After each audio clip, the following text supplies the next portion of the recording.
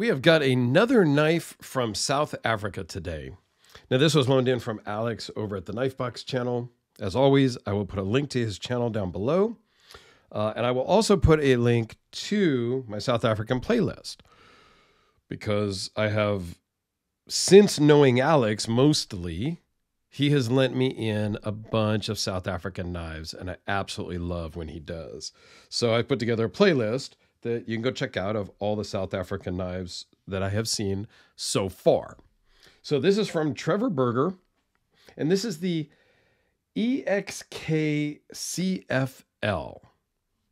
The South African makers have an unusual way of naming their knives.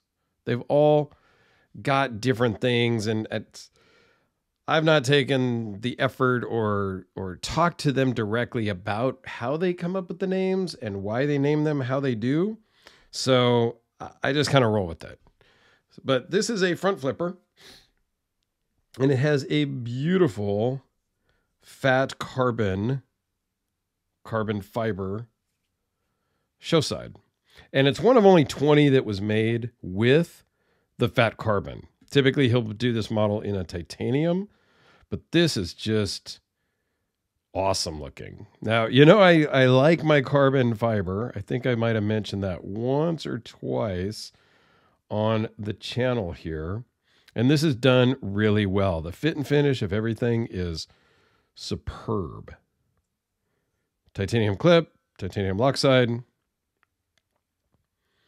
Just a beautiful knife that Alex carries and uses quite a bit. So let's go right into the specs on this one. It is 4 1/4 inches closed, 7 1/2 inches overall, 3.27 inch blade with a 3.12 cutting edge. It is a beautiful hand rubbed M390, 0.136 blade thickness, overall thickness of 0.447. Weighs in at just 3.3 ounces, so it's very lightweight, and runs on bearings. Super smooth, fires like a rocket. Just beautiful. So let's zoom in here and take a quick close-up look, if it will focus there, on that hand-rubbed satin finish.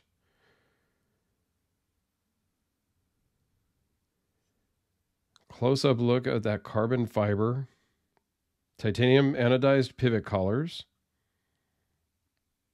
Anodized the same as the pocket clip. Some nice milling in the clip as well as on the lock side.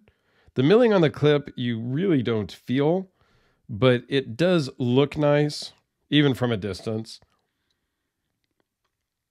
Trevor Burger custom. And no branding on the blade, which I personally prefer. Here's a close-up of the lockup and of it closed. The South African makers just do a great job, and the pricing is super affordable and way better than anything you're going to get in the States. I don't know what the price on this particular one was, but generally speaking, pricing is much lower than you find in the States for similar things. So let's do a couple size comparisons with the Sharpie and the number 2 pencil to give you guys something that is relatable. Then we can do a Spyderco Delica. How about the Hellraiser P-Series?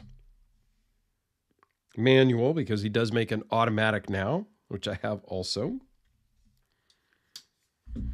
And a couple other normal common items. The D-cell battery and the AA battery. And yeah, how about a AAA Olight i3T, just to give you some ideas. Yeah, this is just great. I really need to get me a South African knife to have in my collection. There's just so many choices out there that I haven't narrowed it down to what I want. Like, I literally can't figure out what I want. And the South African makers are super friendly, super appreciative. And, you know, that just makes me want to have one more. And the fit and finish is just awesome on every South African knife I've ever handled. So there you go. Kind of a quick look at this Trevor burger. Please check out the links down below for the South African playlist. And please go check out Alex's channel. He's a little different than me. He does a lot of editing, and he's got smoke, and he got a Lazy Susan thing where the knives spin around and stuff like that. But he also has a lot of great details and information. And he gets a little more in depth. Okay, he gets a lot more in depth on knives a lot of times than I do. So he's worth checking out.